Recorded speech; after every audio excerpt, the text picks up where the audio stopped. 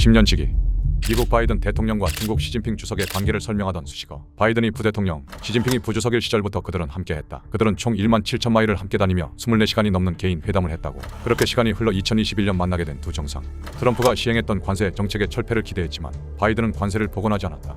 그리고 3년 후 2024년 5월 14일 바이든은 역대급 관세 법안에 서명을 한다.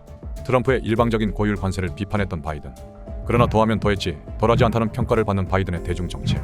1Q60 수사팀 사건 보고 묻고 따블로가 바이든의 대중정책. 구간이 명간이었을까요? 미중 무역 전쟁이 지난달 14일 다시 격화됐습니다. But we're never going to allow China to unfairly control the market for these cars. 오늘의 수사키를 가지고 있는 인물은 바로 이 사람, 바이든입니다.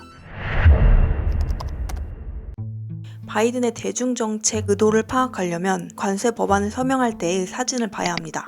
바이든을 둘러싸고 있는 이 인물은 전미노조, 자동차, 철강, 각 분야의 노조 대표들입니다. 이들이 지켜보고 있는 와중에 바이든이 관세 법안에 서명을 완료하게 됩니다. 자동차, 철강 분야의 노조들이 중요한 이유를 알기 위해서는 러스트벨트라는 격전지의 특성을 알아야 합니다. 이 지역에는 자동차 산업의 중심인 디트로이트, 또 철강 산업의 메카 피츠버그 등이 속해 있습니다. 그리고 이 지역은 미국 대선의 승패를 판가름하는 지역이기도 합니다. 어떤 때는 공화당을, 또 어떤 때는 민주당을 찍는 스윙 스테이트이기 때문입니다. 결국 바이든이 중국산 전기 자동차 수입품에 관해 100%로 인상한다는 내용이 담긴 관세 법안에 서명한 것은 11월에 있을 미국 대선을 의식한 것이라고 볼 수 있습니다. 왕이 외교부장은 미국은 중국의 경제 활동을 미친 듯이 탄압하고 있다며 중국의 정당한 이익을 위해 모든 방법을 동원할 것이라고 언급하기도 했습니다. 그러나 이건 과도한 반응인 것 같기도 합니다. 미국에 들어오는 중국 전기차가 그렇게 많지는 않기 때문에 조금 과장된 반응일 수도 있다는 거죠. 미 전략국제문제연구소에 따르면 2023년 중국이 미국에 수출한 전기차는 약 1만 2,362대였고 이 중 순수 중국 브랜드가 수출한 전기차는 거의 없다고 봐야 합니다. 그러나 이번 관세 법안에는 태양 전지에 대한 부과금을 2배로 인상하기로 했으며 중국산 리튬이온 EV 배터리에 대해 수수료를 3배 이상 인상하는 내용이 포함되어 있습니다. 트럼프 정부에서 부과한 연간 3천억 달러의 중국산 제품에 더해 연간 180억 달러에 해당하는 금액입니다. 해당 관세 법안이 통과된 지 하루도 안 돼서 중국 바이오 기업과 거래를 금지하는 법안이 미국 상원에 이어 하원 상임위까지 통과되었습니다. 밖에서 보면 바이든이 트럼프와 비슷한 행동, 또 어쩌면 더한 행동을 하는 것처럼 보이기도 합니다. 그런데 바이든은 본인이 트럼프와 다르다는 걸 이야기해온 사람입니다. 그리고 전통적인 민주당 가치와 배치되는 행동을 굉장히 부담스러워하기도 할 것 같습니다. 그렇다면 바이든이 이런 행동을 하는데 명분을 찾아야 할 것입니다. 중국에 대한 압박은 사실 오바마 행정부 말부터 시작됐습니다.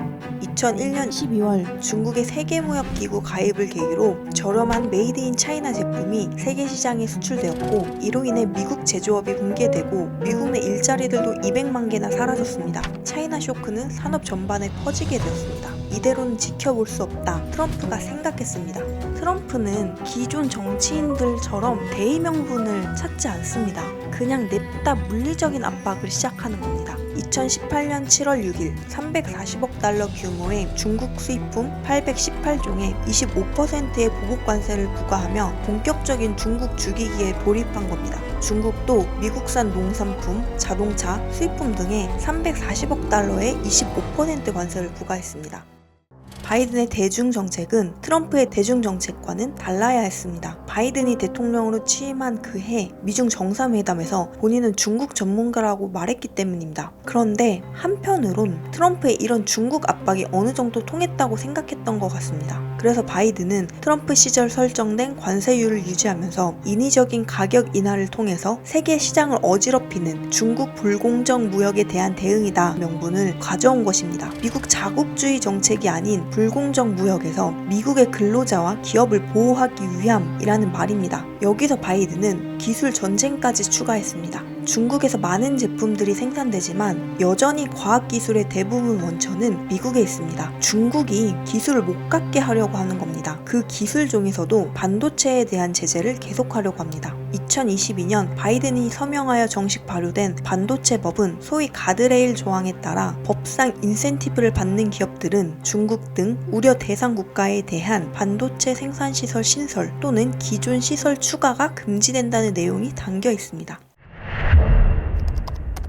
미국 대선이 다가오면서 대중 압박은 격화될 것으로 보입니다. 바이든이 대통령이 되든지 트럼프가 되든지 관세가 인하되지는 않을 겁니다. 중국에 압박을 해야 한다는 공감대는 모두가 갖고 있기 때문입니다. 트럼프에게 호되게 당했던 중국은 바이든이 대통령이 되면 조금 나아질 거라고 기대했을 수도 있습니다. 그러나 지금은 상황이 달라졌습니다. 어떤 전문가는 트럼프가 더 나을 수도 있다고 말합니다. 트럼프는 1대1로 상대하기 때문에 오히려 상대하기가 쉬운데 바이든은 국제사회와 동맹을 만들어서 압박하기 때문입니다. 경제협력체, 공급망 협의 등이 만들어지면 중국으로선 상대하기가 더 어려워진다는 것입니다. 미국의 목표는 중국을 완전한 적의 국가로 만들자는 것이 아닙니다. 중국을 항복시켜서 협력하는 시스템을 만들려고 하는 겁니다.